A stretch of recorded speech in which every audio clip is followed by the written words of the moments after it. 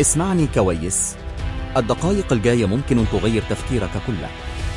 عمرك حسيت أنك متأخر، وإن الناس اللي في سنك سبقت، وأنت لسهم بتحائل؟ الحقيقة إن اللي بيبون على السوشيال مش هو الواقع. ده شكله مش قصة كاملة.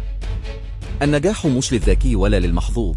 النجاح للي ما استسلمش، للي يقع ويقوم ويكمل وهو تعبان. ما تستناش اللحظة المثالية، لأنها عمرها ما بتيجي. أتحرك وأنك خايف، أتحرك وأنك مش جاهز. هنا بس بيتخلق النجاح الحقيقي. التعب اللي أنت فيه دلوقتي مش علامة فشل، ده دليل إنك في الطريق الصح. خطوة صغيرة كل يوم أحسن من انتظار كبير ما بيحصلش. ما تقارنش نفسك بحد، قارن نفسك بنفسك امبارح. ولو نهارها أحسن حتى 1%، يبقى أنك كسبان. اللي هيقفل الفيديو ويكمل زي ما هو هيفضل زي ما هو.